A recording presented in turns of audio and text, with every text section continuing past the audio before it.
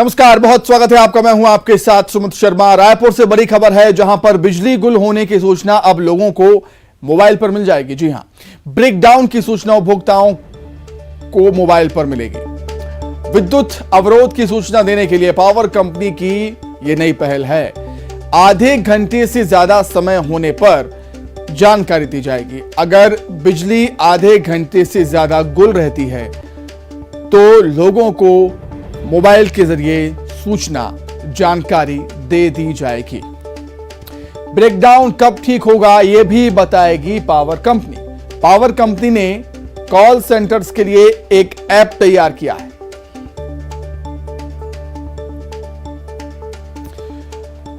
तो बिजली कब जाएगी और बिजली कब आएगी, अब इसकी जानकारी उपभोक्ताओं को मोबाइल फोन पर ही मिल जाएगी, मैसेज के थ्रू। बिजली कंपनियों की ये एक नई पहल है और पावर कंपनियों ने इसके लिए कॉल सेंटर के लिए एक ऐप तैयार किया है। इस ऐप के माध्यम से जो बिजली कंपनियां हैं वो ब्रेकडाउन की सूचना उपभोक्ताओं को मोबाइल पर देंगी।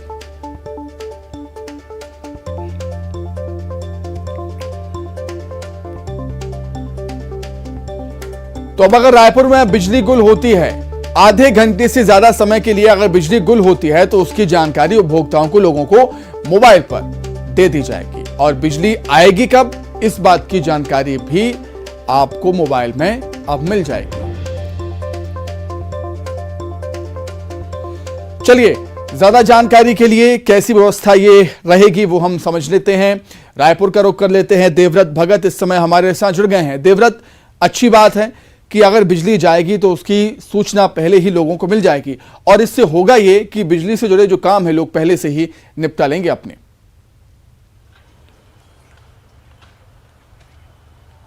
जी बिल्कुल सुमित, आपने सही कहा, क्योंकि जब भी बिजली गुल होती है तब एक तरह से लोगों की परेशानी लोगों के सामने खड़ी हो जाती है और खासकर जब जरूरी काम निपटाने होते हैं और उस दौरान जब ब्रेकडाउन जैसी स्थिति बनती है तब निश्चित तौर पर परेशानी और ज्यादा दुगनी हो जाती है। दिक्कतों का सामना हम लोगों को करना पड़ता है और इसलिए एक तरह से ये जो नई पहल है ये पावर कंपनी ने शुरू की है और इसके तहत जो उपभोक्ता है उनके मोबाइल नंबर पर ये जानकारी मिलेगी कि कितने देर का ब्रेकडाउन रहेगा, कब तक बिजली जो है वो गुल रहेगी और संभावित जो समय होगा बिजली के वापस आने का या यूं कहे कि ब्रेकडाउन खत्म होने का, ये भी इसमें बताया जाएगा। और एक अच्छी बात ये भी है कि इसके लिए जितने भी कॉल सेंटर्स बनाए गए हैं पावर कंपनीज के, उन कॉल सेंटर्स में एक ऐप इसके लिए विशेष रूप से तैयार किया गया है, जहां पर जब भी ब्रेकडाउन की स्थिति होगी प्रदेश में वो सारी जो चीजें हैं वो एक तरह से ऐप में अपडेट होती रहेगी और उनके कंप्यूटर स्क्रीन पर दिखाई देती रहेगी। ऐसे में अगर उपभोक्ता कॉल सेंटर्स पे भी कॉल करते हैं तब भी उनको जानकारी मिल सकेगी और साथ ही साथ उनके जो रजिस्टर्ड मोबाइल नंबर विद्युत विभाग में है उन रजिस्टर्ड मोबाइल नंबर्स में ये सूचना जाएगी कि कब से कब तक ये ब्रेकडाउन लगेगा और कितने समय बिजली आएगी। तो एक तरह से ये नई कवायद, नई पहल और नई सुविधा कही जा सकती है उपभोक्ताओं के लिहाज से, क्योंकि जब बिजली गुल होती है तब खासी दिक्कतों का सामना करना पड़ता है। लेकिन एक ध्यान देने वाली बात इसमें यह है कि आधे घंटे से जब ज्यादा का ब्रेकडाउन होगा तब उस स्थिति में इस तरह की जो सूचनाएं हैं वो दी जाएगी, क्योंकि कई बार मेंटेनेंस के चलते और कई बार प्री प्लान जो ब्रेकडाउन होता है और ऐसी स्थिति में ये सारी सूचनाएं पावर कंपनी के जरिए उपभोक्ताओं तक भेजे जाने का फैसला लिया गया है। निश्चित तौर पर अच्छी पहल है, कम से कम लोगों को पता तो चलेगा कि बिजली कब जाने वाली है और कब आने वाली है। देवव्रत, आप बने रहिए हमारे साथ, कुछ और खबरों पर भी आपसे हम जानकारी लेंगे। रायपुर से ही खबर है, आरएसएस की समन्वय बैठक का आज दूसरा दिन है। मोहन भागवत की अध्यक्षता में बैठकों का दौर लगातार जारी। संघ प्रमुख ने अनुषांगिक संगठनों के काम का ब्यौरा लिया। कई महत्वपूर्ण राष्ट्रीय मुद्दों पर सामूहिक चर्चा हुई। संगठन के विस्तार के संबंध में भी चर्चा की गई है। संघ की स्थापना शताब्दी को लेकर भी चर्चा हुई है। जेपी नड्डा, बीएल संतोष समेत 250 पदाधिकारी शामिल हुए इस बैठक में। संघ की आज भी बैठक जारी रहेगी। कई मुद्दों पर संघ की रणनीति तैयार हो रही है और हर दिन 12 संगठनों से चर्चा की जा रही है। तो बैठक को लेकर क्या कुछ जानकारी है वो हम जान लेते हैं। देवव्रत भगत लगातार हमारे साथ बने हुए हैं। देवव्रत, आरएसएस प्रमुख मोहन भागवत और जेपी नड्डा का एक ही प्रदेश में एक साथ होना अपने आप में बड़ी बात है और इससे अंदाजा हम लगा सकते हैं कि तैयारियां किस स्तर पर चल रही हैं। जी बिल्कुल, तैयारियां बेशक पहले से सारी कर ली गई हैं और एक तरह से जो संघ के पदाधिकारी हैं उनसे भी हमने बातचीत की कि किस तरह से कोई मसला क्या पॉलिटिकल है कि विशेष रूप से छत्तीसगढ़ में ही ये बैठक आयोजित की जा रही है, जबकि अगला साल चुनावी है। हालांकि इस बात को हमेशा से खारिज करते रहे हैं ये पदाधिकारी कि किसी भी तरह से ये बैठक राजनीतिक रखी गई है, लेकिन इतना जरूर है कि छत्तीसगढ़ में अगले साल चुनाव होने वाले हैं और ऐसे में प्री प्लान ये पूरी बैठक जो है अखिल भारतीय स्तर समन्वय समिति की बैठक ये पहले से तैयार कर ली गई थी, इसकी पूरी रूपरेखा तैयार कर ली गई थी और जो संघ से जुड़े 36 अनुषांगिक संगठन हैं उनकी बैठकें ली जा रही है और 12-12 संगठनों की बैठक जो है वो हर दिन ली जा रही है। कल जो बैठक हुई उसमें विशेष रूप से बैठक में क्या कुछ चर्चा होनी है, राष्ट्र निर्माण के मुद्दे, पर्यावरण संबंधी मुद्दे और भी अन्य कई ऐसे मसले हैं जिस पर चर्चा की गई। खास बात ये कि ये पूरी जो बैठक संघ के द्वारा रखी गई है ये बेहद गोपनीय रखी गई है। जो भी विचार विमर्श हो रहा है वो छनकर भी बाहर नहीं निकल पा रहा है।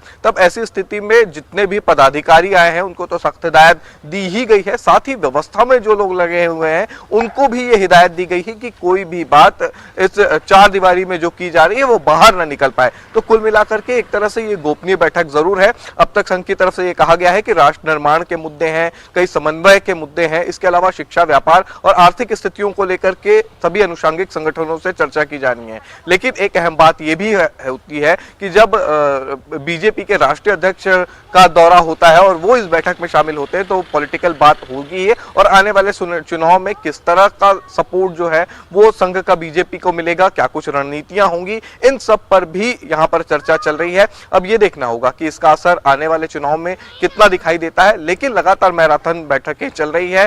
दो बड़े दिग्गज चेहरे संघ के मोहन भागवत और बीजेपी के जेपी नड्डा इस वक्त छत्तीसगढ़ में डटे हुए हैं और लगातार बैठकों का सिलसिला जारी है। बिल्कुल, बैठक और बदलाव का असर कितना होगा ये तो आने वाला वक्त ही बताएगा। देवव्रत, आपका बहुत धन्यवाद जुड़ने के लिए, तमाम बातचीत के लिए। आगे बढ़ते हैं। भोपाल से बड़ी खबर, भोपाल में साइबर फ्रॉड का इंटरनेशनल कनेक्शन सामने आया। विदेशों से ठगी कर रहे हैं राजधानी में,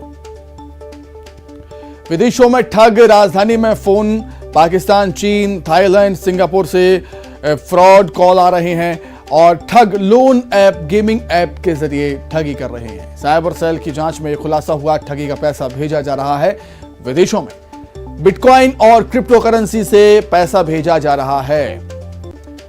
+92 नंबर से आने वाले कॉल से सावधान रहिए। भोपाल पुलिस ने केंद्रीय एजेंसियों को जानकारी दे दी है।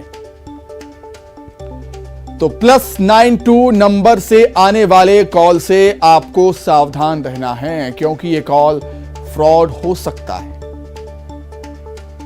तो भोपाल में साइबर फ्रॉड का इंटरनेशनल कनेक्शन देखने को मिला, सामने आया। विदेशों से ठग राजधानी में कॉल कर रहे हैं और ये कॉल पाकिस्तान, चीन, थाईलैंड, सिंगापुर से आ रहे हैं। फ्रॉड कॉल, ठग लोन ऐप, गेमिंग ऐप के जरिए ठगी कर रहे हैं। साइबर सेल की जांच में यह खुलासा हुआ। ज्यादा जानकारी के लिए बातचीत कर देते हैं, संवाददाता मनोज राठौर जुड़ गए हैं फोन पर। मनोज, क्या कुछ और जानकारी आपके पास? जी बिल्कुल, राजधानी भोपाल में पुलिस कमिश्नर सिस्टम शुरू होने के बाद राजधानी भोपाल में साइबर क्राइम ब्रांच जो है वो उसकी स्थापना की गई और यहाँ पे डीसीपी से लेकर तमाम अधिकारी लगातार इस पर काम भी करते हैं, लोगों की मदद करने का काम किया जाता है। लेकिन पिछले 6 महीने में जब से पुलिस कमिश्नर सिस्टम लागू हुआ है तब से जो एनालिसिस किया गया, जो एक तरीके की रिसर्च थी, उसमें इस बात का खुलासा हुआ है कि राजधानी भोपाल में जो हजारों लोगों से जो धोखाधड़ी हुई है, चाहे वो लालच का मामला हो या अश्लील वीडियो फोटो के तहत अड़ीबाजी का मामला हो, तो इन मामलों में ये खुलासा हुआ है कि करीब 200 से ज्यादा ऐसी शिकायत है जिनका कनेक्शन सीधे तौर से पाकिस्तान, चीन, थाईलैंड, सिंगापुर और दूसरे देशों से जुड़ा। यानी यहाँ पर बैठे जो ठग हैं वो भोपाल के लोगों को निशाना बना रहे हैं। ठग जो है वो लोन ऐप, गेमिंग ऐप, यानी डेक्स या फिर दूसरे तरीकों से लालच देकर जो है वो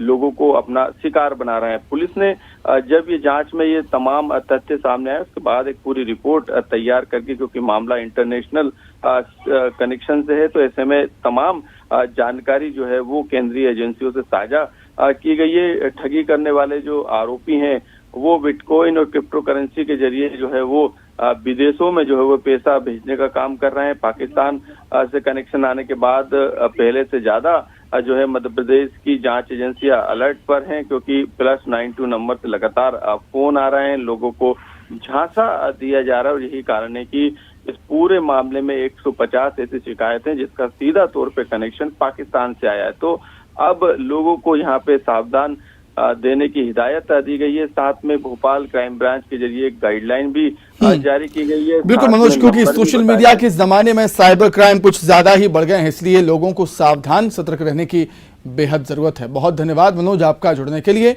और तमाम जानकारी के लिए। अब आगे बढ़ते हैं। सीएम शिवराज सिंह चौहान आज जाएंगे श्योपुर कूनो पालपुर पार्क में। सीएम शिवराज सिंह चौहान पीएम के दौरे की तैयारियों का वहां पर जायजा लेंगे। प्रदेश अध्यक्ष विजय शर्मा, केंद्रीय कृषि मंत्री नरेंद्र सिंह तोमर, वन मंत्री विजय शाह, पंचायत एवं ग्रामीण विकास मंत्री महेंद्र सिंह सिसोदिया भी मौजूद रहेंगे। सीएम अधिकारियों को जरूरी निर्देश देंगे। 17 सितंबर को पीएम मोदी का मध्य प्रदेश का दौरा है। कूनो वो आने वाले हैं जहां पर 8 चीते, अफ्रीकन 8 चीते मध्य प्रदेश को मिलेंगे।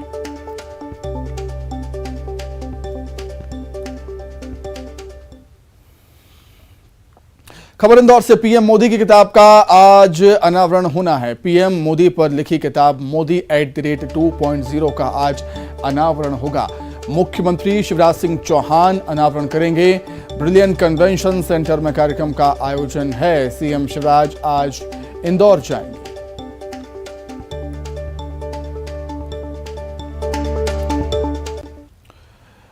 रायसेन से बड़ी खबर है। चल समारोह के दौरान विवाद हुआ है। विवाद के बाद 2 पक्ष आमने सामने आ गए। झड़प के दौरान कई वाहनों में, दुकानों में तोड़फोड़ हुई है।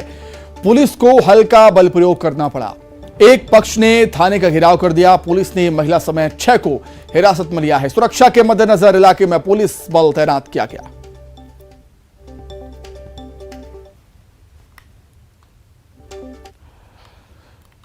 चलिए बात कर लेते हैं मौसम की। मध्य प्रदेश में फिर बिगड़ेगा मौसम का मिजाज। भारी बारिश का येलो अलर्ट जारी किया है मौसम विभाग ने कई जिलों के लिए।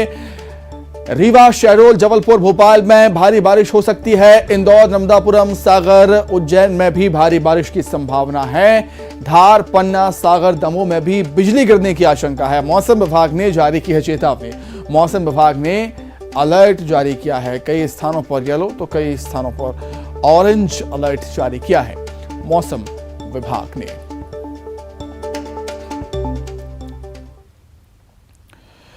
वहीं इंदौर में नर्मदा नदी से पानी की आपूर्ति करने वाला पाइप बीच सड़क पर फूट गया, जिससे पानी की धार फूट पड़ी। पानी की धार लगातार बहते रहने से पूरी सड़क देखते ही देखते दरिया में तब्दील हो गई। जिंसी क्षेत्र में नर्मदा की पाइपलाइन से पानी काफी ऊंचाई तक बहने से लाखों गैलन पानी सड़क पर यूं ही बर्बाद होता रहा, बहता रहा। इस बर्बादी की तस्वीर कई लोगों ने देखी और मौके पर भीड़ वहां पर इकट्ठा हो गई। जशपुर से बड़ी खबर है। पत्थलगांव वन परिक्षेत्र में हाथियों का उत्पात लगातार जारी। लुडेग क्षेत्र में हाथियों ने कई एकड़ की फसलों को रौंद दिया, खराब कर दिया। 4 हाथी 2 दिन से क्षेत्र में लगातार घूम रहे हैं। वन विभाग ने ग्रामीणों से अपील की है। ग्रामीणों को हाथियों से दूर रहने की अपील वन अमला करता हुआ नजर आता है। ज्यादा जानकारी के लिए बातचीत करेंगे संवाददाता दीपक सिंह, जुड़ गए हैं फोन पर। दीपक, जशपुर क्षेत्र में लगातार हम देख रहे हैं हाथियों का आतंक जारी है, लेकिन वन अमला बस अलर्ट करता है, कुछ और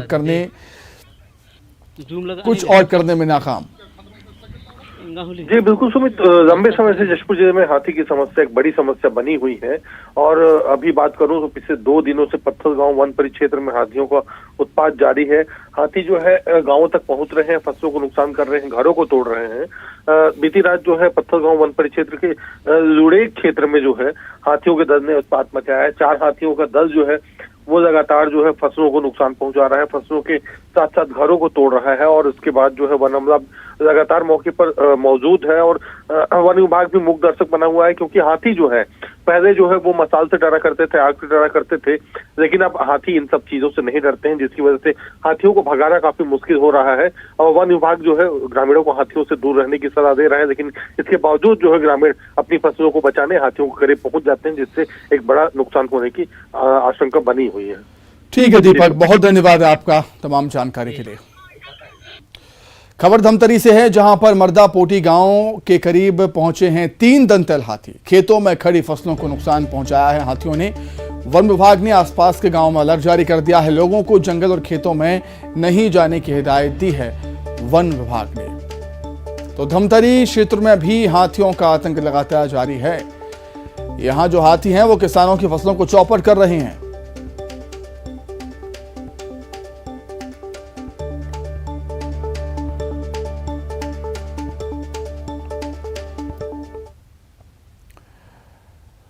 आइए अब एक नजर 25 सेकंड में खबरों